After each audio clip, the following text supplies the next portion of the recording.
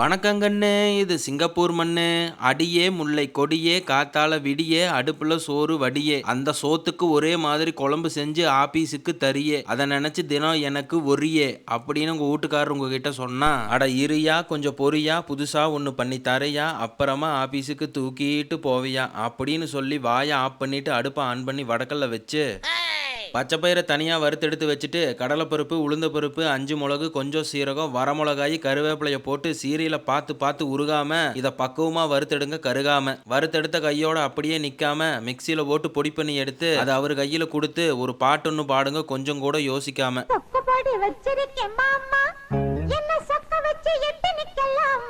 ஆமா, மதியானம் இந்த பொடியை சோத்துல போடுவாரு. சாப்பிட்டு சொக்கி போய் உடனே உங்களுக்கு போனை போடுவாரு.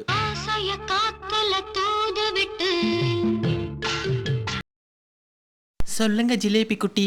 இன்னைக்கு குடுத்தியே ஒரு பொடி, அத சாப்பிட்டதும் என் இதயத்துல விழுந்தது இடி. இன்னைக்கு ராத்திரி உன் கன்னத்தை ஒரு கடி. வழக்கம் போல டிஃபன் பாக்ஸ மறந்துட்டு வந்து என்கிட்ட வாங்காத அடி. ஏய் சி போடி. ஏய் டாடி, என்ன கபி என்ன கபி தில் தில் தில் தில் தில் மனதில் ஒரு தல் தல் தல் தல் காதல்.